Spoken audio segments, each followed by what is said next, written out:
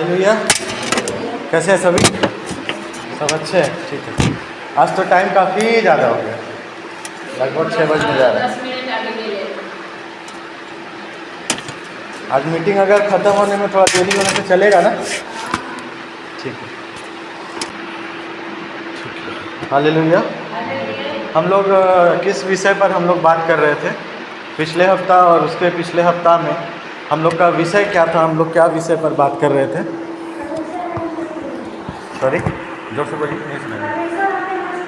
Hallelujah, आमीन। हम लोग का विषय था कि परमेश्वर हमें नष्ट नहीं होने देगा। और एक बार हम शुरुआत से हम एक बार कोशिश करेंगे कि हम लोग जो भी विषय हम लोग का था, हम एक बार फिर से उस पर 5 मिनट के अंदर हम लोग उसमें से होकर के जाएंगे। तो हम लोग का विषय था कि परमेश्वर हमें नष्ट नहीं होने देगा। और इसी के अंदर में पिछला हफ्ता जब हम लोग आए थे, उस दिन हम लोगों ने देखा था मुर्दकै के बारे में, जहाँ पे मुर्दकै के जीवन में जब संकट आया था तो परमेश्वर ने उसे वहाँ से निकाला था। और पिछला सप्ताह जब हम लोग बात कर रहे थे, तो पिछला सप्ताह बात करते समय हम लोगों ने सुना था किसके बारे में? यूसुफ के बारे में। यूसुफ के जीवन से हम लोगों ने सीखा था कि यूसुफ का जीवन किस तरीके से शुरू होता है। वो एक खड्डे से शुरू करके और एक प्रधानमंत्री पर जा कर के उसका जो जीवन है वो अंत होता है। इसके साथ ही हम लोगों ने देखा था दानियल के विषय में। दानियल को जो है सींगों की मांद में डाल दिया जाता है और उसके बाद भी वो वहाँ से बच करके निकल आता है। उसके अलावा हम लोगों ने देखा था 3 लोगों के बारे में। कौन थे वो 3 लोग? 3 लोगों के बारे में हम लोग देखे थे जिनको आग की भट्टी में डाल दिया गया था, राजा ने आज्ञा दिया था। उनका नाम, दानियल के 3 दोस्त थे, उनका नाम, ओके। और किसी को? ठीक है। दानियल के 3 बंधु का नाम Shadrach, Meshach, Abednego. Shadrach, Meshach, Abednego को क्या किया गया था? आग की भट्टी में डाल दिया गया था, क्योंकि उन्होंने राजा की आज्ञा का पालन नहीं किया था। राजा ने आज्ञा दिया कि जो मूर्त मैंने बनाई है उस मूर्त को सभी दंडवत करेंगे। और लेकिन जो तीनों जो व्यक्ति थे, शद्रक, मेशक और अबेदनगो, उन्होंने क्या किया? इस आज्ञा को मानने से इनकार कर दिया। उन्होंने परमेश्वर पर अपना भरोसा दिखाया और उनको परमेश्वर ने वहाँ से बचा करके निकाला। हालेलुया। इसके साथ हम लोग देखे थे पौलुस के बारे में भी हम लोग पढ़े थे। पौलुस के जीवन में जब मुसीबत आया, यानी कि जब उसको एक सांप ने जब उसको काटा वहाँ पर माल्टा द्वीप पर, जहाँ पे वो जाके उतरा था, तो वहाँ पे भी परमेश्वर ने उसको वहाँ से बचाया। इसके अलावा हम लोगों ने देखा था और एक चीज़ हम लोग देखे थे, एक चीज़ और हम लोग देखे थे पतरस के बारे में। पतरस जब पानी पे चल के जा रहा था, यीशु मसीह को जब उसने देखा पानी पे चलते हुए, तो पतरस ने यीशु मसीह से कहा कि मुझे भी चल के आने दे, और यीशु मसीह ने उससे कहा कि चला। और हम लोग देख रहे हैं कि जो पतरस है वो पानी पर चलना शुरू कर देता है, लेकिन विश्वास में कमज़ोर होने के कारण, क्योंकि वो पीछे देखता है तेज़ हवाओं के कारण, और वो डर जाता है। और डर जाने के कारण वो क्या होता है? पानी में डूबने लग रहा है। और जैसे ही डूबने लग रहा है, वो यीशु मसीह को पुकारता है। क्या कहता है? उसके मुंह से क्या निकलता है? यीशु मसीह के लिए क्या कहता है वो? नहीं, पतरस क्या कहता है? जैसे पानी में वो डूबना शुरू किया, हे प्रभु मुझे बचा। और जैसे ही यीशु मसीह ने सुना, पतरस ने उसे पुकारा, वैसे ही बाइबल बताती है कि यीशु मसीह ने तुरंत हाथ बढ़ाया और हाथ बढ़ा करके उसे थाम लिया और उसे पानी में डूबने से बचा लिया। आमीन। कितना सारा टॉपिक हम लोग देखे, कितना कुछ हम लोग देखे। पिछला 2 सप्ताह में हम लोग बहुत कुछ देखे, जिससे हमारा विश्वास क्या हो और मजबूत होने पाए, हम विश्वास में और भी अधिक मजबूती पाए और हमारी जड़ें और भी अधिक मजबूत हो। इसलिए हम लोग ये सब से होकर के जा रहे थे। ठीक है, आज हम लोग वचन में जाएंगे। वचन में जाने से पहले पिछले 2 सप्ताह, पिछला जो 2 सप्ताह था, 2 सप्ताह हम लोग सिर्फ देखे हैं, सिर्फ हम लोग कह सकते इस तरह से कि एक सिक्का अगर है, सिक्के का कितना पहलू? 2 पहलू होता है ना? अगर ये कॉपी है, कॉपी का कितना पहलू है, एक और एक दो, है ना। लेकिन पिछला 2 सप्ताह में हम लोग सिर्फ एक ही पहलू देखे हैं, अभी दूसरा पहलू देखना बाकी है। वो दूसरा पहलू आज हम लोग देखेंगे। कितने लोग तैयार हैं आज देखने के लिए? आमीन। ठीक है, हम लोग देखेंगे दूसरा पहलू क्या है। दूसरा पहलू ये है कि परमेश्वर ने हमसे वादा तो किया है कि मैं तुम्हें हर एक चीज़ों से बचाऊंगा, है ना, कि मैं तुम्हें हर एक चीज़ों से बचा लूँगा।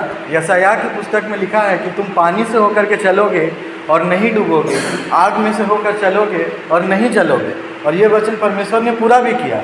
कहाँ हम लोग देख रहे हैं? सद्रक मेशक अबेदनगो की ज़िंदगी में, जहाँ पे उसने परमेश्वर ने अपना वचन पूरा किया। और सिर्फ पूरा नहीं किया बल्कि उनके बीच में उतर के आ गया। हालेलुया।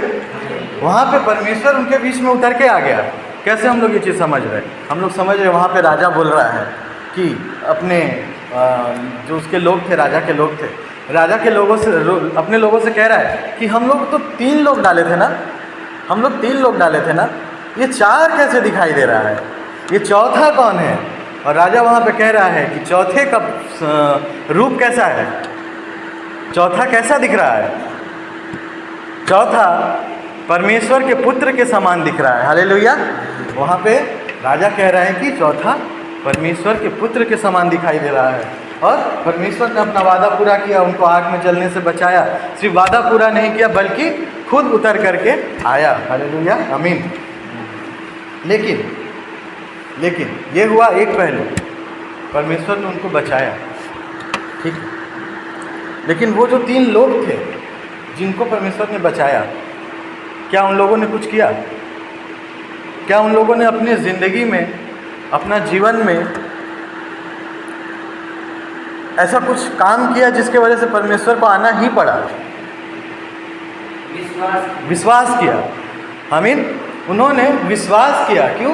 क्योंकि राजा ने जब उससे कहा कि अभी भी तुम्हें समय देता हूँ, मान जाओ, और उन लोगों ने उनसे कहा कि हम नहीं मानेंगे। हमें पूरा विश्वास है कि परमेश्वर जो है वो हमें हर एक तरह की परेशानी से, मुसीबत से जो तू हम पे डाल सकता है उससे बचाने की सामर्थ्य रखता है।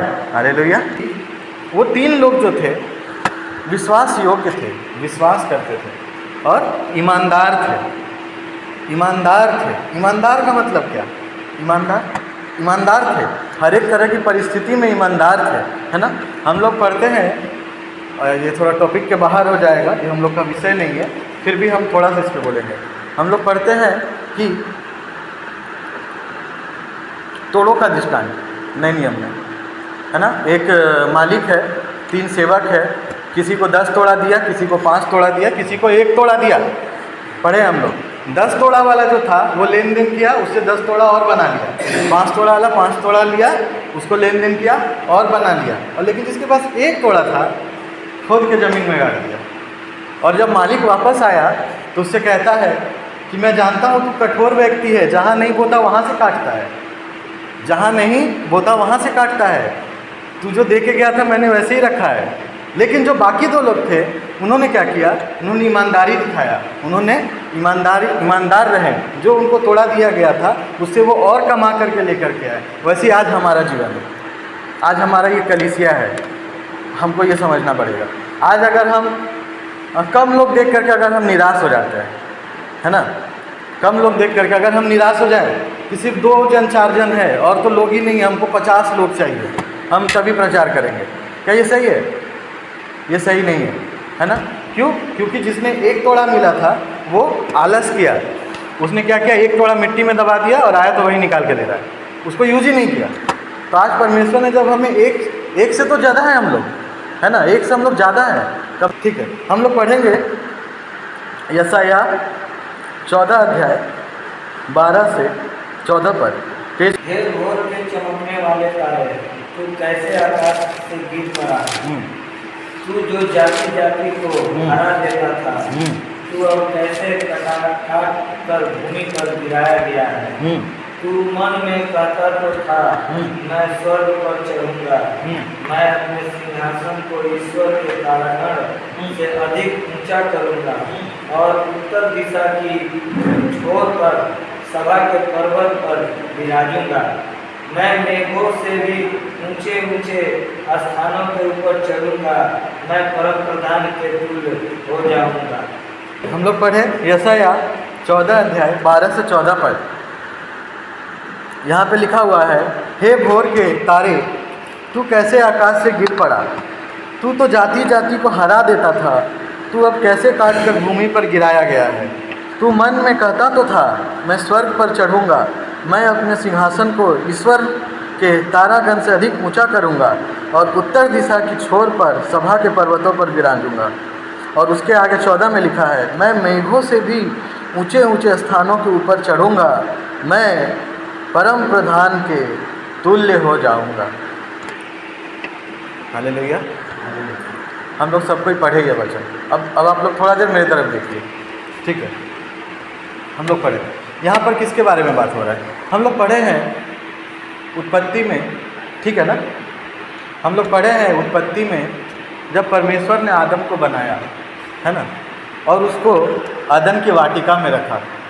और अदन की वाटिका में रखने के बाद तमाम परमेश्वर ने क्या बनाया? फल फूल और जानवर, ज़मीन पर रहने वाले, पानी में रहने वाले, आकाश में उड़ने वाले, तमाम चीज़ों को बनाया। और सभी चीज़ों को बनाने के बाद परमेश्वर ने आदम से कहा कि फलो फूलो और इन सभी चीज़ों पर अधिकार रखो, है ना।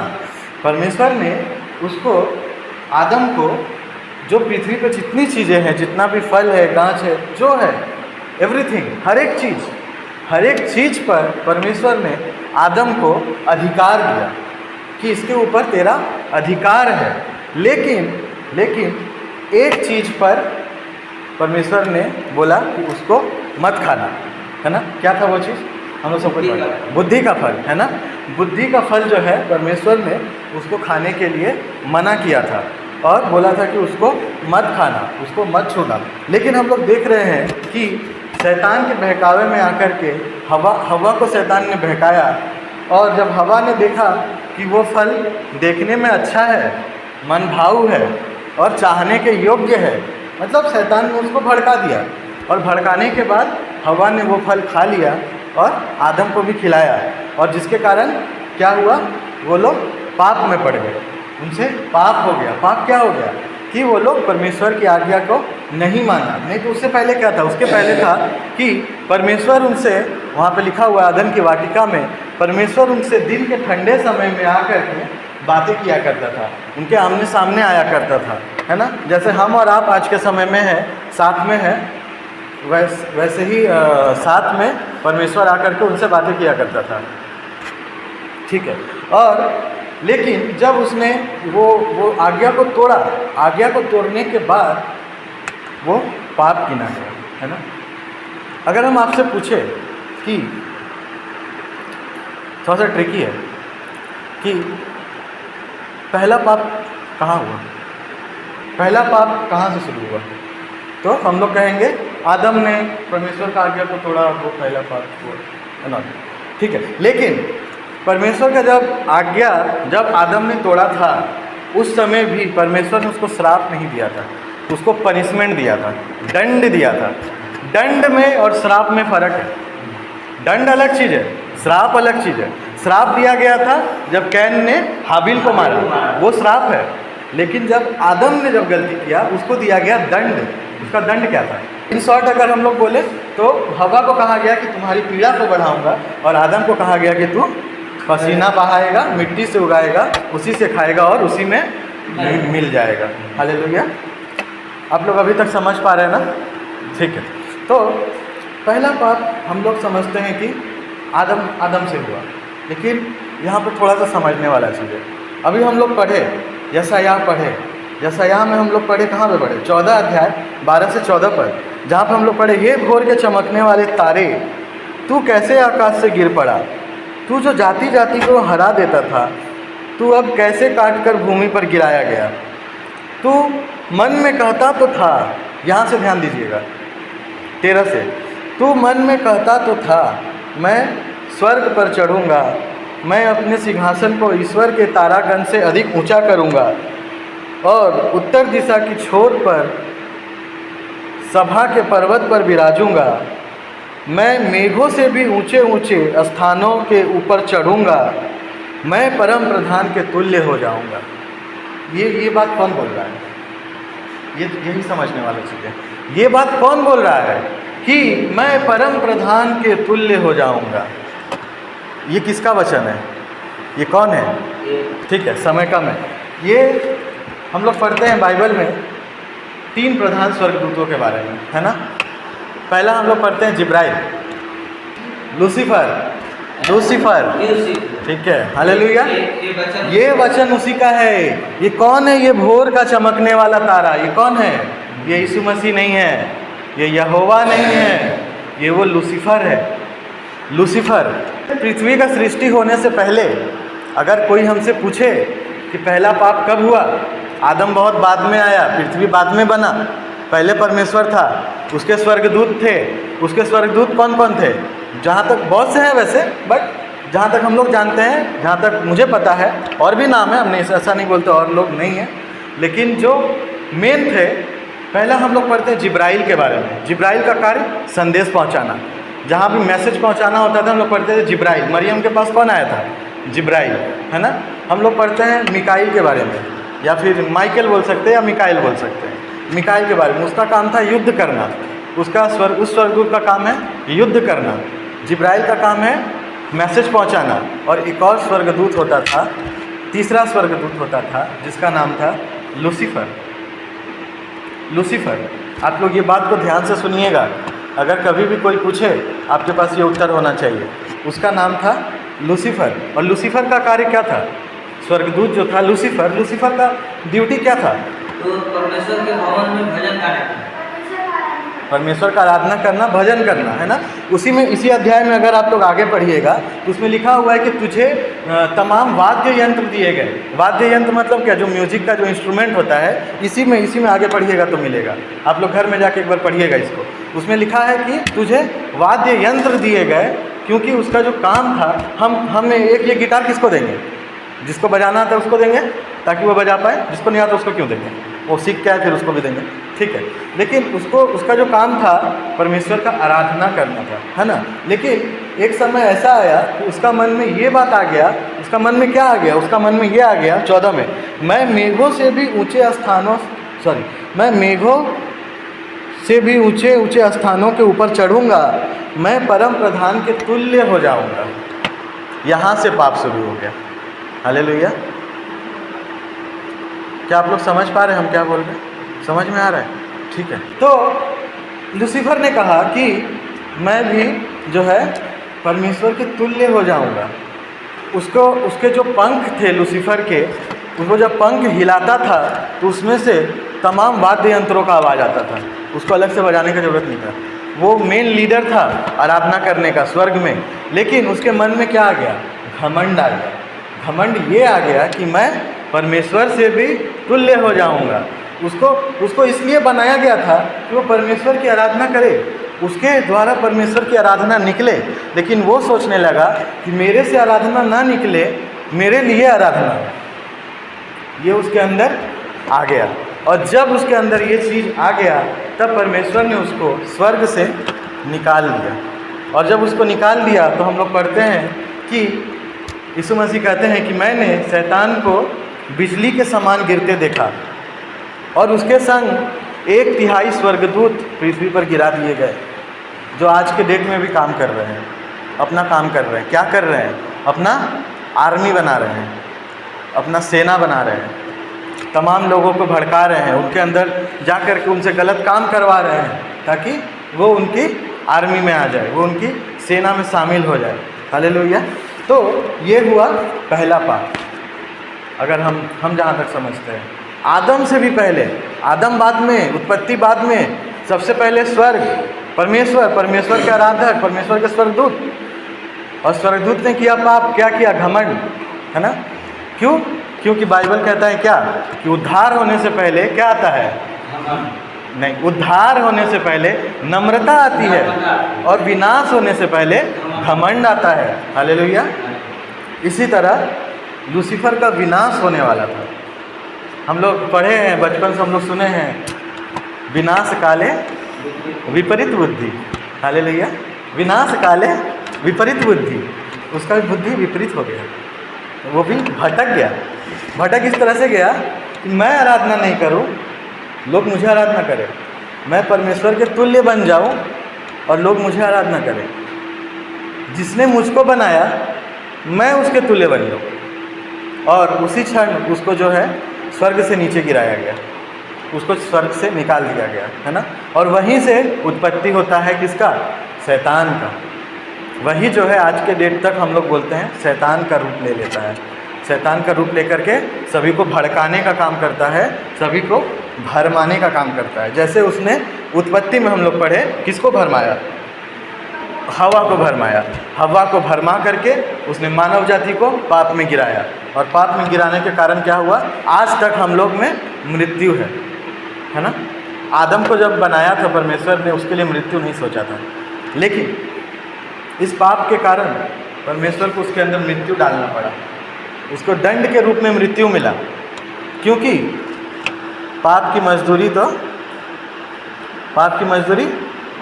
मृत्यु है, और उसको मृत्यु का जो सृष्टि है वहीं से हुआ, क्योंकि आदम ने हवा के बात में आकर, हवा ने शैतान की बात में, बहकावे में आकर के पाप किया था। क्या अभी तक आप हम लोग समझ पा रहे हैं? प्रचार अभी तक ठीक है। तो परमेश्वर नष्ट नहीं होने देगा, लेकिन इसका एक कीमत चुकाना पड़ेगा, एक कीमत चुकाना पड़ेगा। बिना कीमत चुकाए फ्री में मुश्किल है, ठीक है। हम लोग आगे देखेंगे।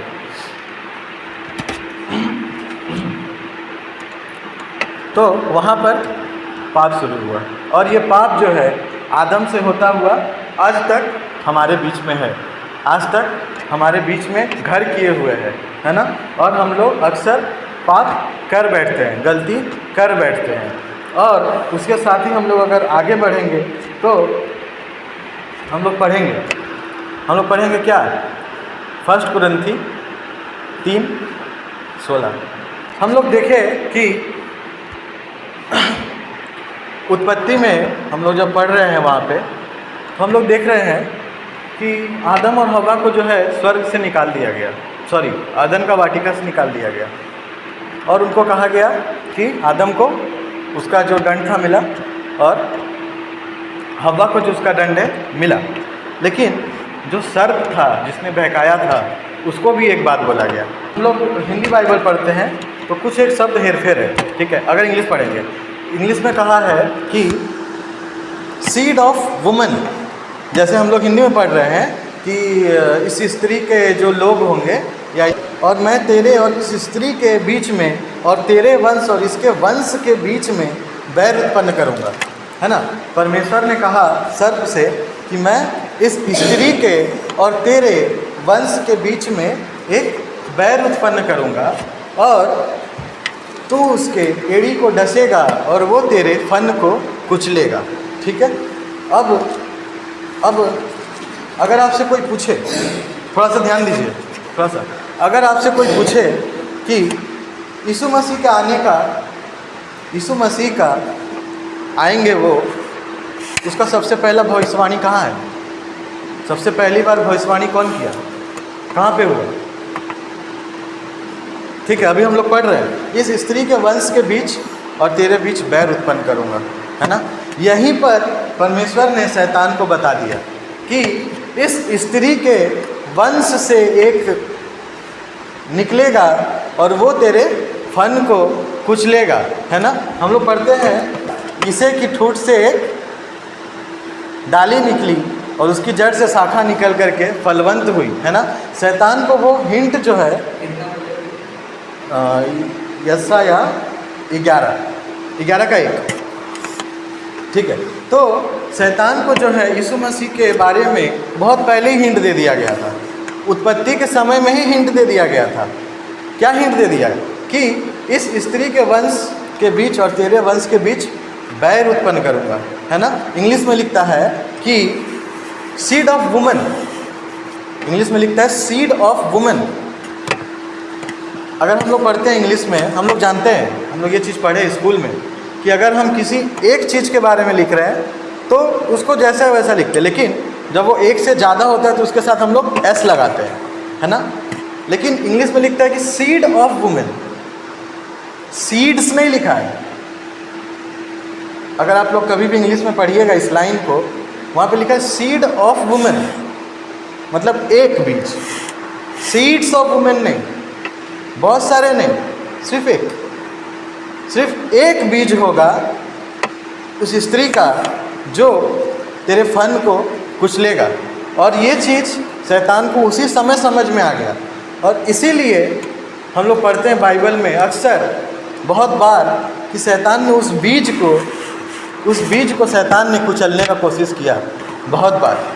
कैसे कैसे हम लोग पढ़ते हैं कि उसको लगा कि ये जो स्त्री का जो बीज है ये कौन है, कैन है, कैन को पाप में गिराओ, कैन को पाप में गिरा दो, पाप में गिरा देंगे मेरा हो गया, हम जीत गए। कैन नहीं है, पहला बाजी खत्म। शैतान सोच में पड़ गया, जा ये तो नहीं था, अभी कौन होगा। ठीक है, कुछ समय बीता, मूसा का समय आया। हम लोग पढ़ते हैं मूसा के समय में इजरायली का संख्या इतना बढ़ गया था कि फिरौन ने आज्ञा दिया था कि जितने भी लड़के हो उसको मार दो। पढ़े है ना, याद आ रहा है कुछ। मूसा के समय में जब मूसा पैदा हुआ था तब फिरौन ने आज्ञा दिया था कि जितने भी लड़के पैदा हो उनको मार दो और लड़कियों को रहने दो। शैतान ने फिरौन के द्वारा भी उस बीज को कुचलने का कोशिश किया। वो बीज जैसे ही पैदा हो मैं इस राजा के द्वारा उसको हटा दूंगा, लेकिन किसी तरीक़ा से मूसा बच निकला। मूसा को क्या किया गया, एक टोकरी में डाल करके नदी में छोड़ दिया गया, और फिरौन की बेटी ने शायद ऐसा ही कुछ है, उसने उसको उठा लिया और वो बच गया। उसके बाद हम लोग और आगे बढ़ते हैं। आगे बढ़ के हम लोग देखते हैं यीशु मसीह के समय में। यीशु मसीह के समय में हम लोग पढ़े हैं ना, 2 साल से नीचे जितने बच्चे हैं सबको मरवा दिया जाए। वहाँ पर भी शैतान ने कोशिश किया कि जो ये बीज है जिसके बारे में उत्पत्ति में परमेश्वर ने कहा कि द सीड ऑफ वुमन, उस स्त्री का बीज, स्त्री का बीज, पुरुष का बीज नहीं, पुरुष का बीज नहीं। बीज किसके अंदर है, पुरुष के अंदर है। बीज पुरुष के अंदर है, स्त्री के अंदर नहीं है। बीज पुरुष से निकलता है, वो स्त्री में जाकर के जड़ पकड़ता है और फिर एक बालक पैदा होता है ना। बीज पुरुष में है, स्त्री में नहीं है। लेकिन परमेश्वर ने यहाँ पे कहा, इंग्लिश में हम लोग पढ़ेंगे तो सीड ऑफ वुमेन। ऐसा क्यों कहा बताइए? समय लगेगा, आज के प्रचार में समय लगेगा। हाँ, सीड ऑफ वुमेन, स्त्री का बीज। यहीं पर परमेश्वर ने इशारा कर दिया कि हाँ, एक कुंवारी गर्भवती होगी और एक पुत्र जनेगी। हालेलुया, आमीन। यहीं पर परमेश्वर ने इशारा कर दिया कि एक कुंवारी गर्भवती होगी और एक पुत्र जनेगी, और वो सारी मनुष्य जाति का उद्धार करता होगा। और वहीं से शैतान ने उसको कुचलने के लिए अपना जो चाल था, जो उससे किया जा सकता था, उसने वह करना शुरू कर दिया। पहला बीज उसने सोचा कैन है, कैन को पाप में गिरा, नहीं हुआ। फिर उसको लगा कि पता नहीं कौन है, अब चलो अब ये करते हैं, रैंडमली मारना शुरू करते हैं, जितना लड़का पैदा होगा सभी को मार देंगे। मूसा के समय में राजा से आज्ञा निकलवा दिया, जितने लड़के पैदा हो रहे सबको मार दो, लड़की को छोड़ दो। क्यों? क्योंकि उसको पता है कि इस स्त्री का बीज निकलेगा और वो मेरे फन को कुचल देगा। इसीलिए फिर वहाँ से भी नहीं हुआ। अभी भी जो प्रोफेट लोग हैं, यशाया, यिर्मयाह, हबक्कुक, नहम्याह, जितना लोग हैं सब भविष्यवाणी किए ही जा रहे, उद्धार करता आएगा, उद्धार करता आएगा, उद्धार करता आएगा। और शैतान परेशान है, कौन है भाई पता ही नहीं चल रहा। फिर एक बार रैंडमली मारेंगे। यीशु मसीह के समय में राजा से आज्ञा निकलवाया कि 2 वर्ष, ऐसा कुछ है वहाँ पे कि 2 वर्ष या उससे कम उम्र के जो बालक है उनको मार दो। और वहाँ से भी परमेश्वर ने यीशु मसीह को निकाल लिया, वहाँ से भी परमेश्वर ने यीशु मसीह को बचा लिया, है ना। हम लोग पढ़ते हैं दाऊद का भजन संगीता और मत्ती में, प्रभु ने मेरे प्रभु से कहा, ऐसा कुछ है ना। आप शायद पूछ रहे थे इसके बारे में, प्रभु ने मेरे प्रभु से कहा मेरे दाहिने बैठ जब तक मैं तेरे बैरियों की तेरे पाँव की चौकी ना कर दूँ। यीशु मसीह ने फरीसियों को उत्तर दिया था, सोच दाऊद जो है, दाऊद से ईसे से दाऊद हुआ, दाऊद से तमाम लोग हुए, तमाम लोग से यूसुफ हुआ, यूसुफ से यीशु हुआ, फिर दाऊद यीशु को प्रभु क्यों बोल रहा है? प्रभु ने मेरे प्रभु से कहा, दाऊद आत्मा में आकर के यहोवा यीशु मसीह प्रभु ने मेरे प्रभु से कहा कि मेरे दाहिने बैठ जब तक मैं तेरे बैरियों को तेरे पाँव की चौकी ना कर दूँ। ये क्यों कहा? क्योंकि दाऊद वंश में पहले आया, मैं उत्पत्ति से हूँ, अब्राहम से। यीशु मसीह ने कहा मंदिर में कहा यीशु मसीह ने कि इससे पहले कि अब्राहम पैदा हुआ मैं हूँ। हालेलुया। क्या कहा? इससे पहले कि अब्राहम, वहाँ पे लोग, तू अभी तक 30 वर्ष का भी नहीं और तू कहता है कि तू हमसे बड़ा है। यीशु मसीह ने उत्तर दिया, इससे पहले कि अब्राहम पैदा हुआ मैं हूँ, इससे पहले कि दाऊद पैदा हुआ मैं हूँ। मूसा से कहा मैं हूँ, तू जा मैं निकाल के लाऊंगा, मैं तेरा परमेश्वर हूँ, मैं तुझे बचाऊंगा। और उसी तरीक़ा से दाऊद आत्मा में आके कहता है, प्रभु ने मेरे प्रभु से कहा, यहोवा ने यीशु मसीह से कहा, प्रभु ने मेरे प्रभु से कहा मेरे दाहिने बैठ कि मैं जब तक तेरे बैरियों को तेरे पैर की चौकी ना कर दूँ। क्यों कहा? क्योंकि यीशु मसीह सबसे ऊपर है, यीशु मसीह दाऊद से ऊपर है। दाऊद पहले आया वंश में, मानते हैं, अब्राहम पहले आया, मानते हैं, लेकिन यीशु मसीह ने यह भी कहा इससे पहले कि अब्राहम आया मैं हूँ। हालेलुया। ठीक है, तो ये सब चीज़ हम लोग देख रहे हैं, समझ रहे हैं, ठीक है। तो ये तमाम चीज़ हम लोग देखें और हम बोले कि सिक्के का दो पहलू, परमेश्वर हमें बचाएगा, है ना। लेकिन एक कीमत है, वो कीमत क्या है? अगर हम आपको कोई चीज़ दे, मेरा कोई चीज़ हम आपको दे जो मेरे लिए बहुत बहुमूल्य है, हम आपको बोले कि इस चीज़ को संभाल करके रखना, हाँ, मैं आपको दूँ वो चीज़ और आपको बोलूँ कि वो चीज़ को संभाल करके रखना, और जब मैं आपसे रिटर्न लेने के लिए आऊँ तब वो चीज़ आप मुझे ख़राब करके दो, कैसा लगेगा? अच्छा नहीं लगेगा मुझे बिल्कुल भी, मेरा मन दुखी होगा, गुस्सा आएगा। और हम अगर वो चीज़ ख़राब करके दें तो क्या आपको लगता है कि ये शरीर, ये जो जीवन है, ये परमेश्वर का दिया हुआ है? गलत है इसमें? कुछ गलत नहीं है। तो अगर ये जो शरीर, ये जो जीवन परमेश्वर ने हमें दिया है, अगर हम इसको ख़राब करके रिटर्न देंगे तो क्या होगा? क्या अच्छा बात है? नहीं है ना। क्यों? क्योंकि 1 कुरिन्थी 3:16 क्या लिखा है कि तुम परमेश्वर के मंदिर हो और परमेश्वर की आत्मा तुम में वास करता है, परमेश्वर का मंदिर पवित्र है और वो तुम हो। और लास्ट में एक लाइन लिखा है कि जो कोई, बोलिए, जो कोई मंदिर को नष्ट करेगा, हाँ, उसे नष्ट करेगा। हाँ, जो कोई इस मंदिर को नष्ट करेगा परमेश्वर उसे नष्ट करेगा। हम आप कभी कभी ये चीज़ करते हैं, है ना, कभी कभी ये चीज़ हमसे होता है। किस तरीके से होता है? कभी कभी हम लोग नशा में पड़ जाते हैं, है ना, नशा करते हैं।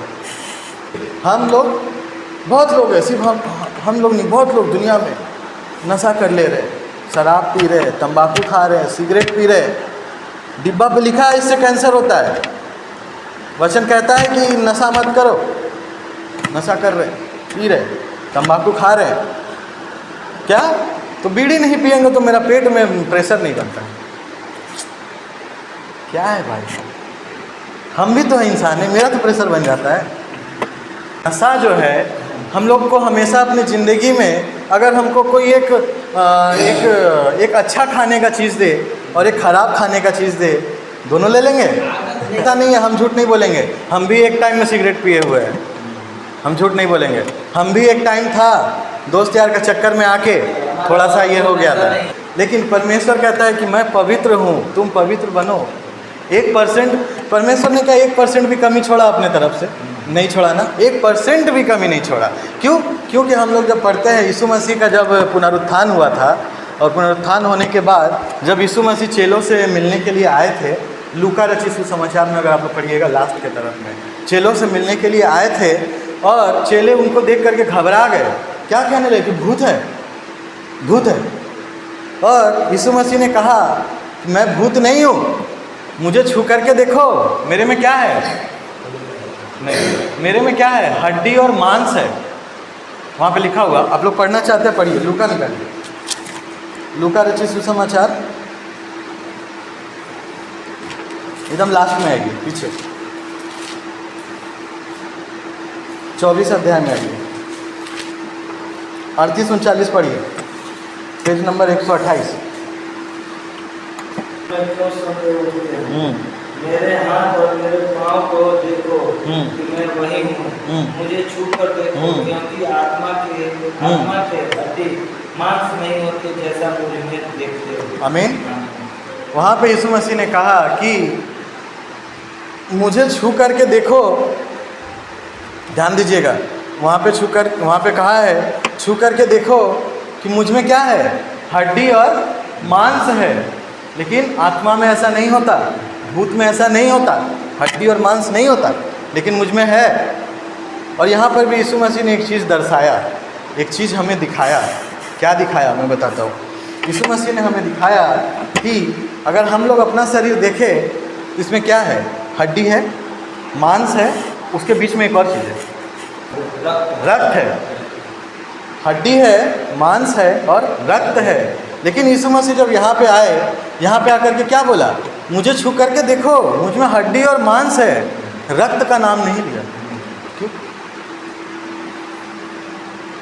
रक्त तो सारा बहा दिया तुम्हारे लिए, रक्त तो बचा ही नहीं है, क्या बहाओ? क्यों? क्योंकि हम लोग पढ़ते हैं जब उनके पसली में जब भाला मारा गया, वहाँ से लहू और पानी निकला, क्योंकि रक्त खत्म हो गया। तो यीशु मसीह ने जब अपने शरीर में एक बूंद रक्त नहीं छोड़ा हमारे लिए कि हम उद्धार पा जाएं, क्या हम अपने जीवन में 1% कमी छोड़े कि हम उद्धार ना पाएं? सोचने वाली बात है, ठीक है। आज्ञा पालन करना बहुत मुश्किल है, आसान नहीं है, सब कोई नहीं कर पाता है, क्योंकि आज्ञा पालन करने में कष्ट होता है, बहुत ज़्यादा कष्ट होता है, बहुत ज़्यादा परेशानी होता है, हमको पता। लेकिन जिस दिन पवित्र आत्मा काम कर देता है, उस दिन हर एक मजबूरी मिट जाती है। हालेलुया। और वो पवित्र आत्मा तभी काम करेगा जब हम और आप उसके लिए प्रार्थना करेंगे, है ना। प्रार्थना में उस चीज़ को रखेंगे कि ये चीज़ मेरे में बुराई है, मुझसे ये चीज़ निकाल। एक दिन उपवास रखेंगे, एक दिन का उपवास रखेंगे, आधा दिन का उपवास रखेंगे, जितना देर हो सकता है, कि मुझ में ये चीज़ बुरा है, मुझ में से ये चीज़ निकाल, मुझे 100% क्लीन कर दे, ताकि मेरे अंदर कोई भी शंका न रहे, है ना।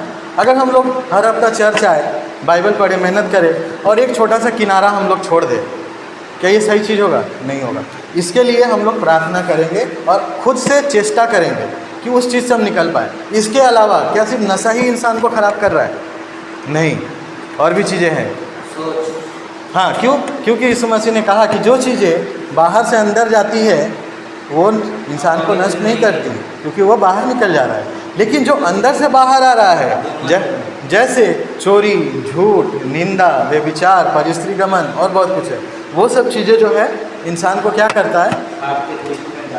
हाँ, पाप करवाता है और नष्ट करने में वो सब चीज़ जो है सहयोग करता है। तो हमें, अगर हमारे अंदर ये चीज़ भी है कि हम किसी के निंदक हैं, या हम झूठ बोलते हैं, या हमसे मुंह से हमसे गाली निकल जाता है, या हमसे कुछ और हो जाता है, हम अपने बारे में जानते हैं, आप अपने बारे में जानते हैं, आप अपने बारे, हम सबके बारे में नहीं जानते, हम सबको ही अपने अपने बारे में जानते हैं।